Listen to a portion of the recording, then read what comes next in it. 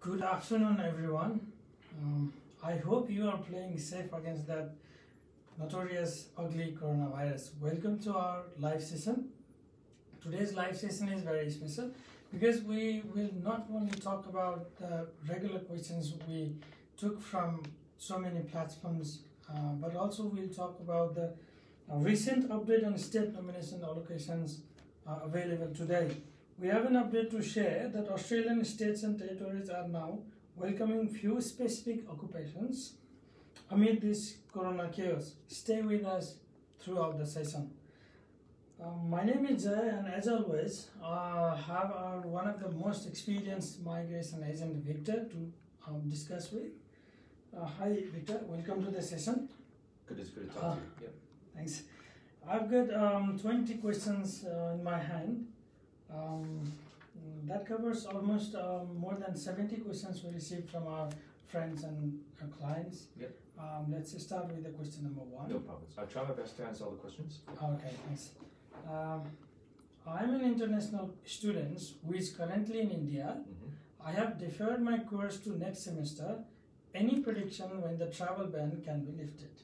Well, it's predictions. So anyway, this is some questions I even been frequently asked by not just friends from India or friends who are currently in mainland China or any other countries outside of Australia.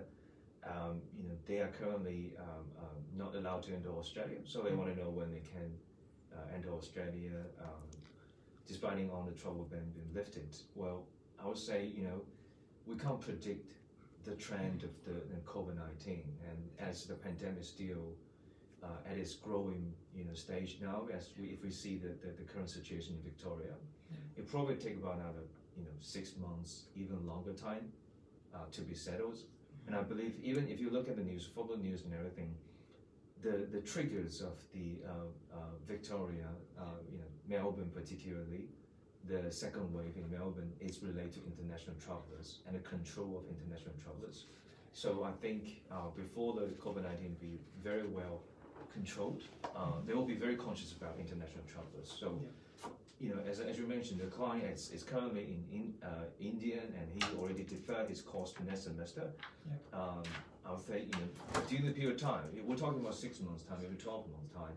Try to keep pace, still spend some time on study, because you might be coming back, mid of next year or something, maybe the first quarter of next year, and you don't want to forget all the knowledge you already learned in the past years. But we can't really predict when the travel ban will be lifted. And there is no any kind of clear. I think at this stage nobody can tell you, when the travel ban. It's like answering when the coronavirus is gonna be over. We months, maybe even longer time. Okay, probably. We'll jump into the next question. Yep. Question number 2. Hi, I'm in Thailand. I heard you can apply for special exemption. My employer said he can provide a letter to support me to apply for that. Yep. I am a marketing professional. Can I apply? Well, currently there are a few exceptions for people can still enter Australia. Yep. Limited to, for example, partners or children of Australian citizens and permanents. Yep. Saying if saying my case is in, let's say in China, that is a way we can apply for exemptions for my kids to come back to Australia. Of course, maybe by the supervisions of somebody else, then we can apply for exemption for that particular person. Maybe my mother as well. That's probably the case. And or maybe you're Australian citizen and you have a spouse. On the basis you can provide evidence that you spouse. Let's say you get married to enter Australia. That is possible. But we're talking about. I think this is a case. Probably I assuming this particular question is somebody who are not Australian permanent residents. Now, if that's the case, it only happens on very limited situation. That is, you can prove you have critical you holding critical skills to Australia at this stage. And on the department website, they do outlines a few of the skills defined as critical skill. That I was just going to give you a few examples. For example, if you're working as medical technology or communication engineering, mining, food chain supplies, agriculture technologies, food productions, or maritime industry, those kind of industries, If you can prove you are working and or you have relevant skills in those fields and you holding Australian visas, that is possibility to apply to enter Australia on your current visa. Saying if somebody holding a temporary graduate visa, let's say in Thailand, and he or she have the professionals in nursing area, there is a possibility you can apply for exemptions into Australia. But this particular case, the person we're talking about is marketing professor. I don't believe it's in the needs of the critical skills. Except from the critical skills, there are also other exemptions you can apply to enter Australia, even you are not permanent residency or citizen of Australia. That is based on compelling reasons. For example, you have close family members in Australia, and they are, at the stage of need help or cares, or maybe at the end of their life or in a very serious health condition, and they want to see you. That is probably the case. But bear in mind, not everyone can apply for those kind of exemptions. Particularly, just with the support letter from the employer, I don't see that going to work. Okay. Okay. So if their occupation is in critical one, you can try. And they are very close family members of comparing reasons we're talking about. So if you have those one of the situations, then you can try to apply for exemptions. A lot of people. Well, we have a lot of cases. People getting exemptions to enter Australia. Okay. I've got another question. Yep. That is also from overseas. Yep. I have applied for my 190 visa in January. Okay. And I'm in Nepal now, waiting for my PR visa. Do you know when I can get the visa? Probably similar thing. Similar things, but probably the difference is this person already applied for permanent residency visa. The reason why, and he or she mentioned about he already applied visa in January, and that is about 7 months from now, 7 to 8 months from now. I would say if this person is in Australia, which is onshore, he or she probably will already get the permanent residency as it's still moving. But since this particular person is offshore, what happened is after COVID-19, somewhere around March, the department starting to on hold all those assessment for offshore applicants, particularly permanent residency visa holders. The idea is very simple. If somebody is applying for 190 visa and their visa get granted while they are in Nepal, according to the constitutional right of a permanent residency in Australia, he or she can come back to Australia. You can't stop them come back to Australia. They're Australian residents. So if that's the case, we're going to see more people potentially bringing virus back to Australia.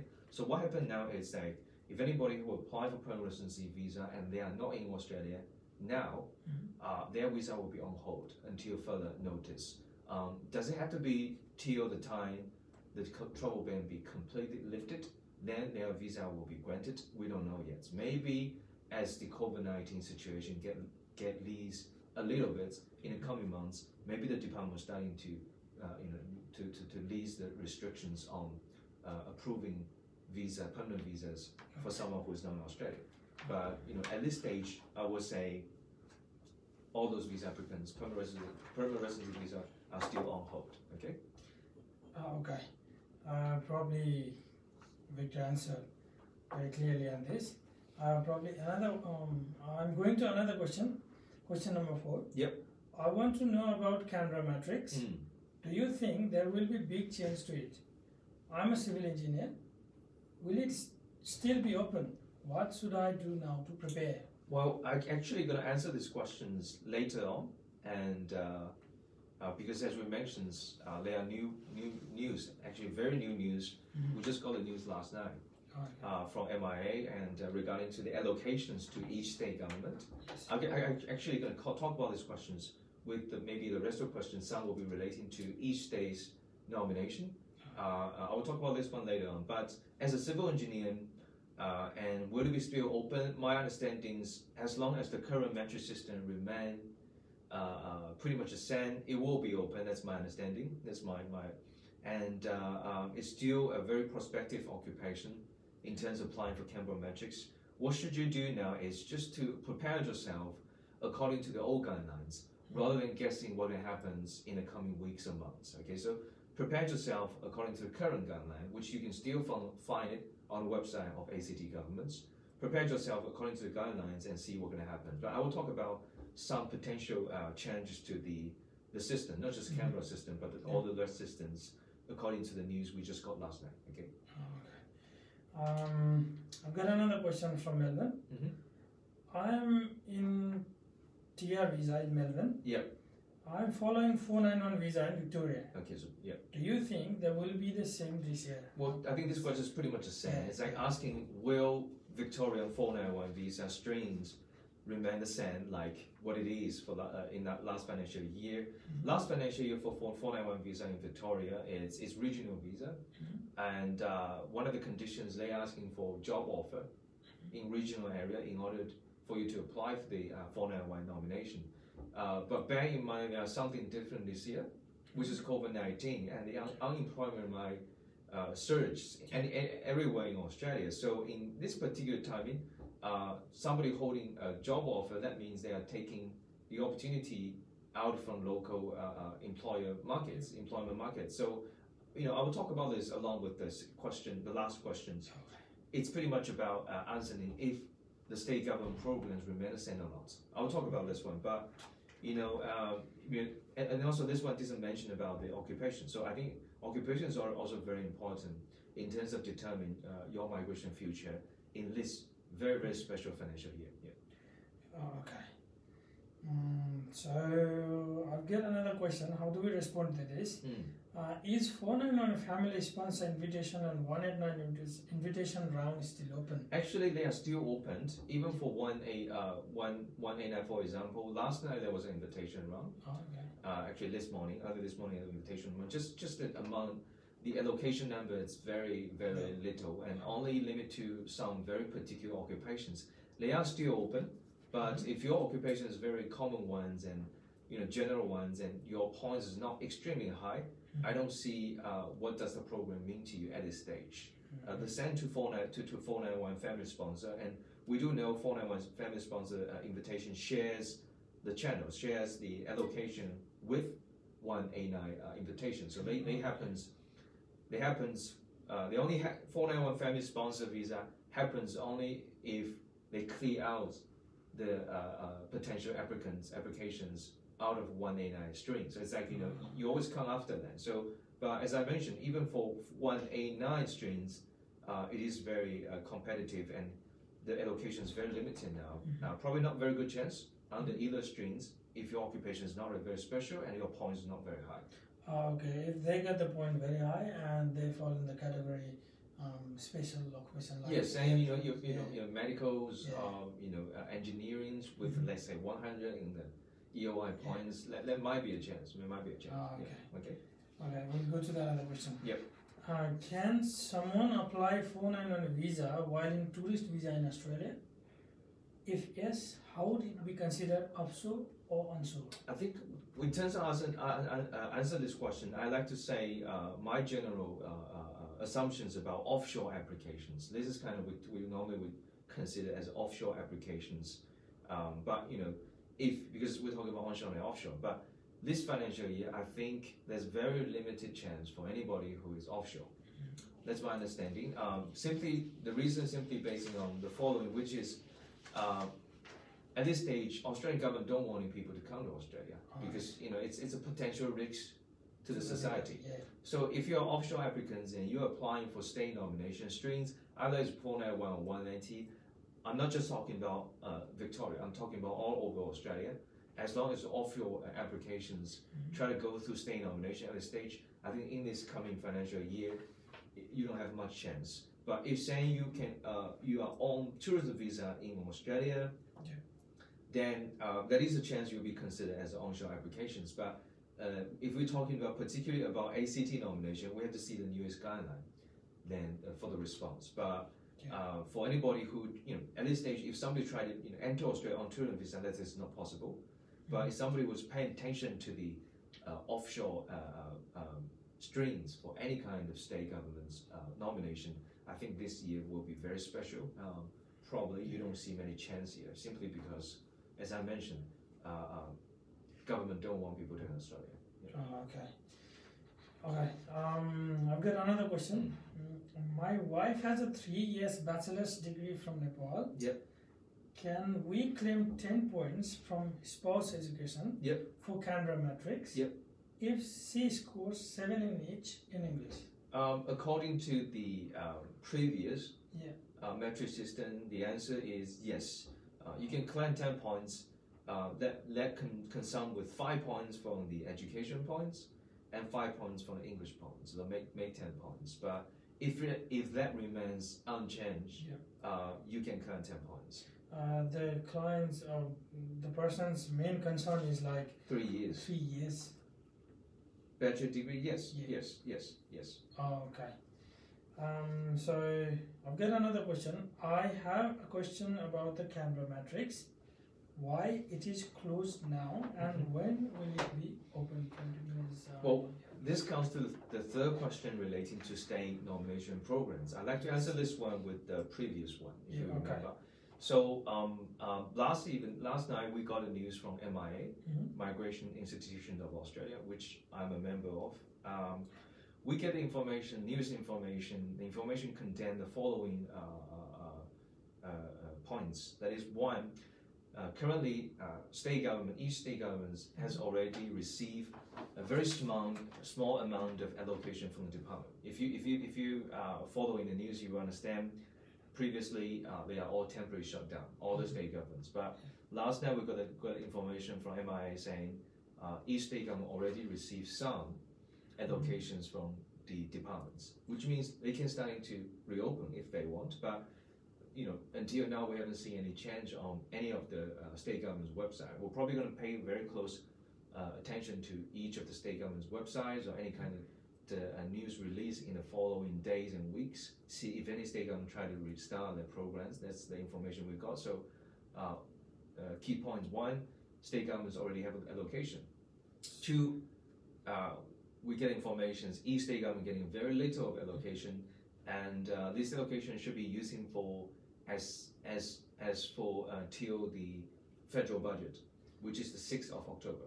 So from till now to 6th October, each state government is like being given by the department for special amount of allocation, so they can move on, they can do something before they get final confirmations from the department, their annual allocation budget. But this is something we're not sure yet. If it's it's actually going to be more allocations after the 6th of October, or maybe it's what it is. But again, we don't know the detail yet. That's one thing. So state government can reopen. State government only have very little to offer before the 6th of October. Key point 3 is at this stage, state governments will be asked only to issue invitations to occupation related to critical skills. If you remember the concept of critical skill we just mentioned about, which you can also find the descriptions of the critical skills on department's website. That is, we just mentioned about engineering, medicals, telecommunications, food, delivery, those kind of thing. You will find a detailed list on the department's website. So if your occupation is nowhere close to those critical skills, you probably want to prepare yourself. That is, you will not receive any kind of invitations from any state governments at least before the 6th of November, the 6th of October. And what about after 6th of October? Maybe you have a chance. And we're talking about some particular occupation like accountants, which is at least a majority, a lot of people major in accountant. Will all accountant students have a chance before the 6th of October? My answer is probably no. What about after 6th October? My answer is unknown. Okay, I don't know yet. But if you're saying your occupation is engineering, nurse, those kind of occupation, I say you're probably going to see the program starting to reopen for you, not just in Canberra, but all around Australia in the coming weeks, or I think maximum 1 month. Okay, lots of state governments were starting to run, but they're going to give only issue invitation to particular occupations. That's something we know. And also, at the meantime, MI tried to send us the message that is, be prepared for the very worst scenarios, because this is very special time. MI have a lot of connections with industrials, a lot of industries, a lot of association giving the feedback that is, the economy is not very good. Australians, a lot of associations, a lot of economic reports suggest the department should, which is the migration programs, should consider, the unemployment rates in Australia, the economic growth in Australia, then make the general plans. So what they try to do is they try to keep the job for the locals first, and then if there are occupations and industries need extra laborers, critical laborers, technical laborers from overseas, we're talking about immigrants, then that's probably the case. And also one thing, maybe those kind of occupations will be determined from state to state. So each state governments will have their own say, what kind of occupation are critical to us in our territory. For example, let's say in ACT, we definitely don't need mining engineers because we don't have mines. But in Perth, you're probably going to call in for mining engineers. Those kind of occupations, and probably in Tasmania, any kinds of maybe maritime industries, because they have a lot of seas and fishings going on. And maybe in other places, maybe in Melbourne, Victoria, they have creativities, and in Brisbane, they have film productions industry. So it won't be determined by state governments, but the general principle is the state government should make their occupation list in line with federal ones, and the suggestion is critical skills. Okay. So the question you mentioned about when will why is closed, because the department tell them to close, when it will be open, I think it will be open in weeks. That's my understanding. But what will that look like after it gets reopened? I really don't have any ideas. We have to wait until what they release. Okay. I've got question number 10. I've got a very special question. I'm encountering this question, in large numbers every day. What is the global talent visa? I am a software engineer. Am I eligible for global talent visa? Well, global talent visa is called GTI, which is short term for GTI. So the Australian government at the beginning of this year, actually from somewhere around January, they try to create a very special programs to encourage those people with the special talents to apply for permanent residency to Australia, and limit to several industries. You'll be able to find the information. We'll post the information anyway on the Facebook. And as long as your expertise within those fields and you have very distinguished backgrounds, you'll be able to get endorsement from somebody who are also in the same fields as your expertise in Australia, and get their nomination, supporting, and you apply for nomination from departments, and then you go ahead for permanent residency. I'll make a very example for you. For example, you are chemical, experts, and then you are well known in your fields. You have a lot of papers on professional magazines and everything. You even have research going on, and you get somebody from Australia in the same field, and they're from very famous chemistry laboratories or universities in the same field, and they be able to write you a reference letter or kind of statement saying you are one of the very leading experts, scientists in this field. You'll be able to apply. So my understanding is, first of all, you want to make sure your expertise is within the scope. Second, you want to determine yourself. You have distinguished achievements. Of course, the concept of distinguished achievement, there was not such a thing, to tell if you are distinguished or not. But there are several standards normally we're holding. That is, you want to have a very high education background. We suggest at least master degree. Unless you are a genius with a bachelor degree, but with a lot of contributions and papers going on. But normally we suggest at least a master degree. A lot of people who apply for GTI are doctors, PhDs. And second thing is you want to see a lot of papers being published on relevant famous magazines or papers or those kind of journals to show your academic achievements. And the third thing is you want to get somebody in Australia in the same field who are also distinguished talents in Australia.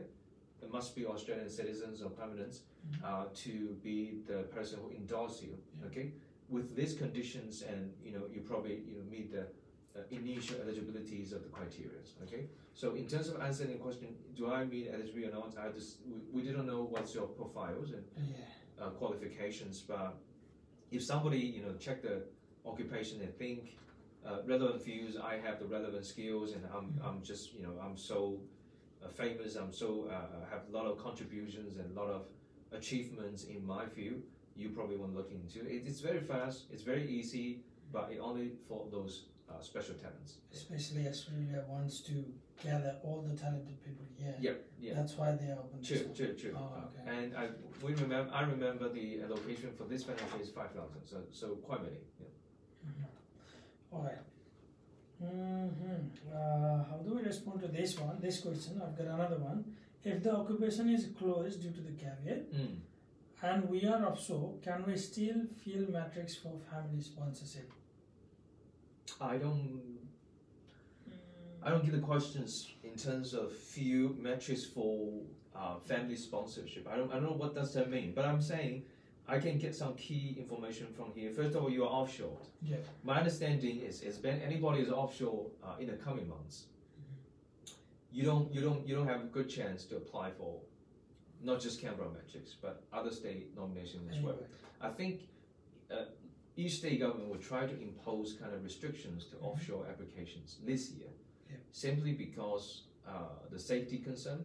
Second, the local labor markets. There are people looking for job, for example, in Canberra, in Tasmania, in Northern Territory as well. Why would I, getting somebody from China, from India to come now at a very special time to fulfill the market? So it doesn't make much sense. So if you're asking, do you still got a chance if you are still, offshore, not in Australia? I would say let's just pay, attention to the policy in the following weeks. But you probably want to be prepared for, you probably won't be able to apply this financial year. So you have been saying, like, the people who is living overseas these days, they are actually in a bad condition, regarding the visa application or those kind of things. Yeah, particularly if we're talking about state nominations. Does that really help people who are staying here in Australia? And in terms of competitions, maybe. Okay. For example, let's take ACT nomination for example. We don't know what is the number for allocation this year. Last financial year is 1,400. And that's 1,400. Let's say this year is 1,000 or something. But you're probably going to see. That's my expectation. We're definitely going to see a drop, probably a significant drop in terms of allocations for not just ACT government but all the governments.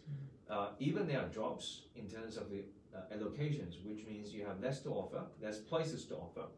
In the meantime, you will see also a very significant drop. Of course, we can't see it, but that's what a state government gonna experience. They're gonna see a significant drops in terms of the numbers of applications, simply because a lot of the potential applicants are still offshore. We just take an example. For those people who are from mainland China, they went back to China at the time of Chinese Spring Festival. That is somewhere around January and February, and that's a time when COVID-19 started to, happens. And the figure we got from department website is about somewhere around 50% of Chinese origins student visa holders are still, in China. In ACT, it's about 60%. So that means whatever, you can do the math in a general sense. 60%, somewhere around 60% of your competitors are locked out of Australia. So even the allocation drop out, certain percentage, you're also seeing less competition. So for those people still in Australia, probably if your occupation are those ones who are encouraged now, welcome now, and you're probably going to see a little bit benefits over the current policy, on the current policy. I've got another question. You have almost answered this one, half of the part of this question. Any chances of states to open for 491 visa before October? I think so, yeah. Which occupations are to be prioritized? Any chance for offshore? I think I answered the question. Yeah. so we don't need to discuss more Yep. about this one. Probably, yeah, we go to the another question. Yep. Can I claim high points in Canberra Matrix from my professional year if I do it from Sydney? Can you help me with finding the best PY Institute for IT in Canberra? Well, first of all, the question is, if your professional year was done in Sydney, that's definitely not okay. Because the reason you can claim for 5 points when you're studying professional year, that relate to one of the criteria, that is the time of study In ACT? in ACT. It must be ACT institution. So professional year must be done in Canberra, even Canberra campus. Okay, so not Sydney campus. Can we find you best? You know, I don't know what's the definition of best, but we do have a lot of connections with the professional year institution in Canberra. Even whatever is IT or accounting, we do offer those kind of services. But yeah, just bear in mind, if somebody who want to study professional year and still think ACT is a good choice, particularly my suggestion, particular engineering students, if let's say you just graduate from Sydney or Melbourne and you think ACT is a good place for you, and you're starting to think about professional year, you probably want to think about come to Canberra to study for the professional year. It just give you some more time and save time. At the time you study for professional year, you can prepare for something else, and the time you're spending on professional year will contribute to your metrics point. So it works, either way. So it benefits two things at the same time. Yeah. And we provide this service. Yeah. Yeah. Another question. Hi, I'm working in an occupation which is in caveat. How can I meet the caveat requirements? He is actually asking about the IT ones. Yeah. If you're talking about Canberra Matrix, the cabinets occupation that are commonly are IT occupations. Currently the definition is you'll be able to get working contracts, from a company that is at least with 50 employees. 50 employees, and you get 1 year contract from them. You're currently working from them, and then you will pretty much live to cabinets, and that occupation will become open occupation. So, but that's the requirement for last financial year. Again, my expectation list might also change a little bit this year. Maybe even higher requirements, or it might happen. But if somebody who are IT majors and IT nomination occupations, try to find this kind of company first. It need to be at least 50 employees. Yeah. Do you think, since people are working from home these days, do you think there will be something easier legislations for IT people? We don't know yet, but you're talking about will the state government take the COVID situation into considerations? Will they give kind of exemptions to the requirements? Because a lot of companies are actually laying off employees rather than hiring more people. We don't know yet. It's really up to how many allocations they have, and will they get a lot of restrictions from departments. If they do, then there's really not much of things the state government try to be generous. If they don't have much of place to offer, they couldn't be generous because they don't have much to offer. Okay. I asked you this one because I'm getting this question every day from my friends and families who are doing IT degrees, these kind of things. So another question is, why would someone need to apply visa with a migration agent?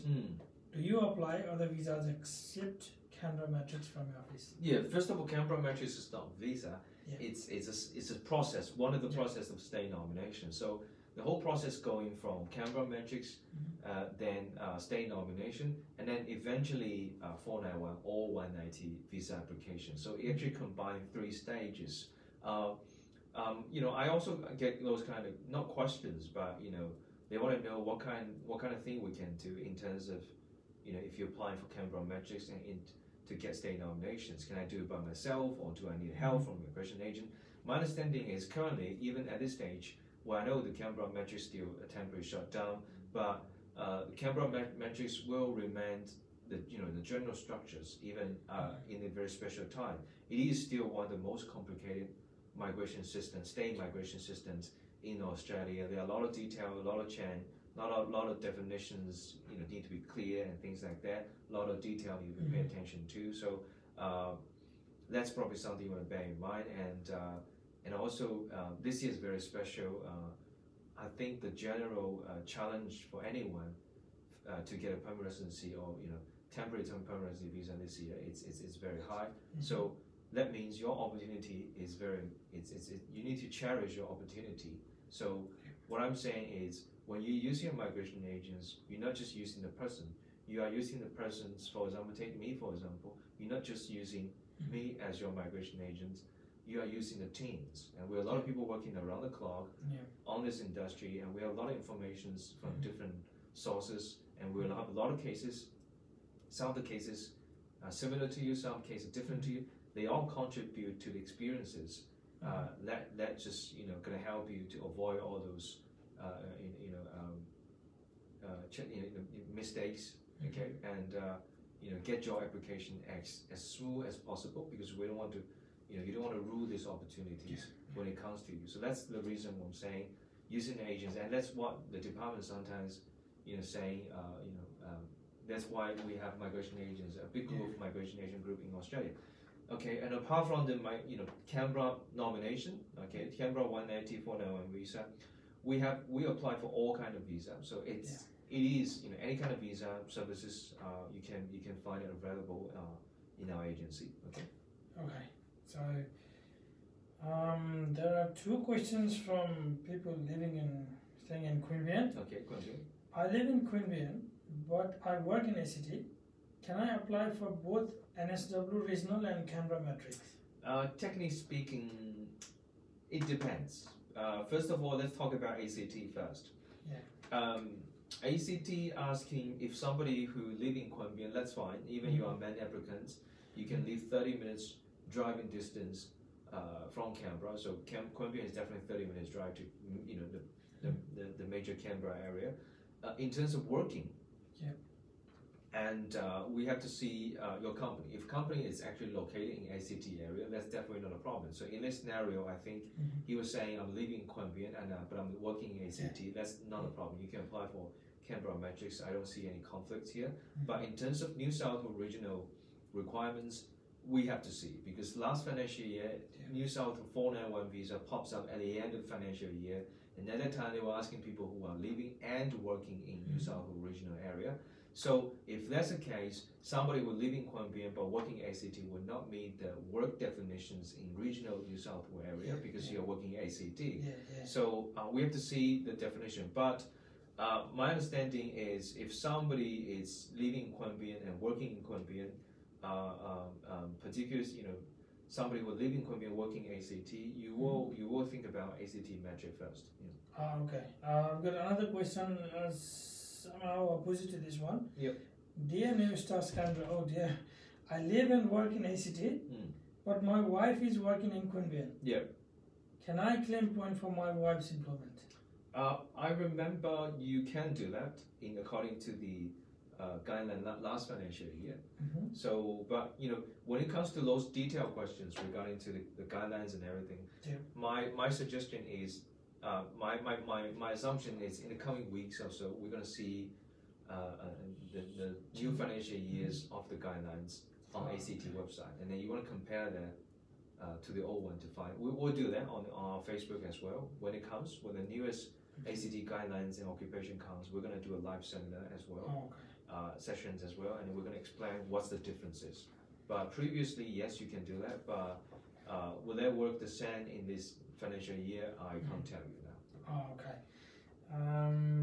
Another question is, hi, I'm studying second semester bachelor's degree here in Sydney, but I want to transfer my course to ACT and complete the rest of the course from there.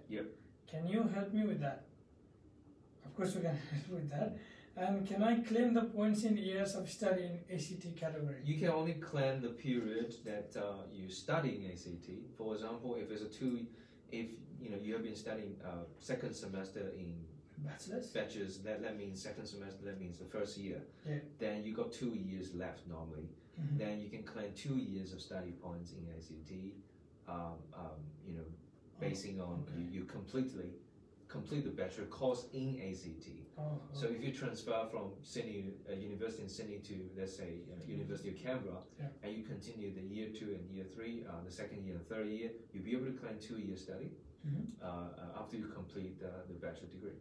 Okay, even if he or she gets the graduation certificate from here, he can claim only 2 years. 2 years studies here. Okay.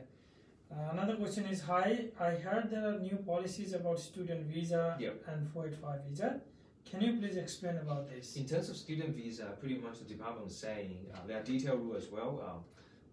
We'll post the link to you as well. The detailed rule pretty much is saying there are free application fee, the free applications for student visa holders if your COE is within certain period of time. So that means somebody who try to extend the student visa, if you meet all the criteria, then you don't have to pay for the tuition fee. Visa application fee. That is very clear. It's on the website.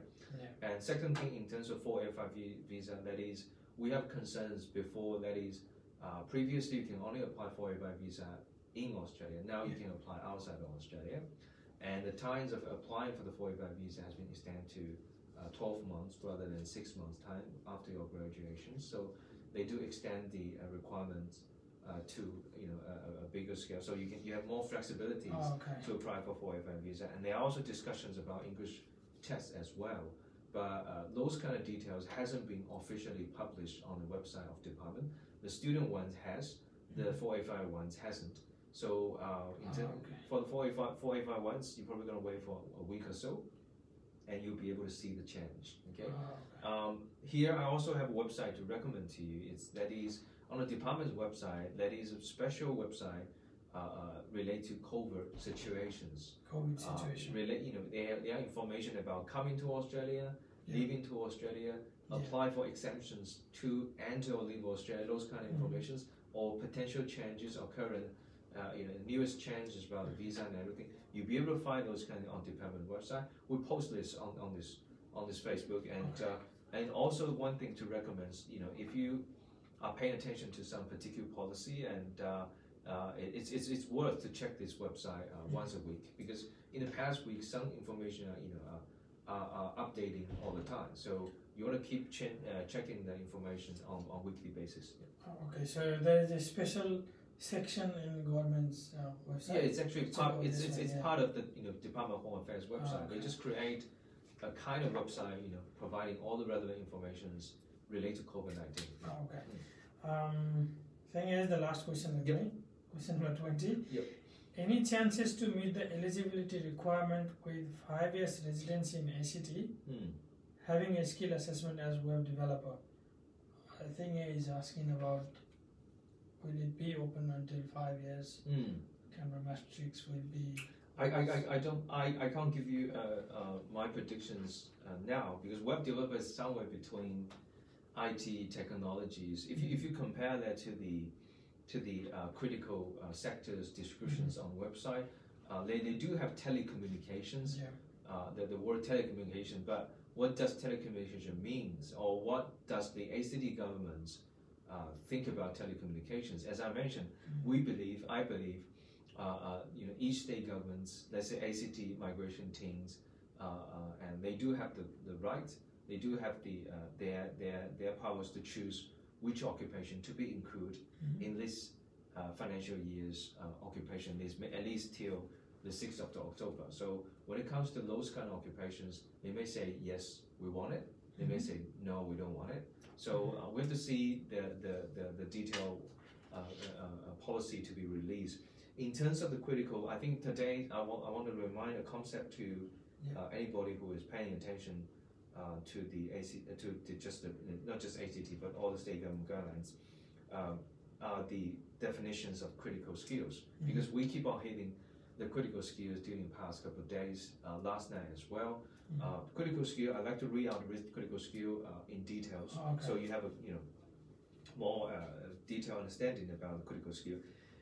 Critical skill still means providing critical or medical services, including ambulance, medical evaluations, developing critical supplies, so medical fields basically. That's first group. Second is the critical skill to maintain the supply of essential goods and services such as medical technology, critical infrastructure. So we hear the words, we can see the word infrastructures, that normally relating to buildings, roads, and maybe even residential apartments or those kind of things. We don't know if they are be called as critical infrastructure.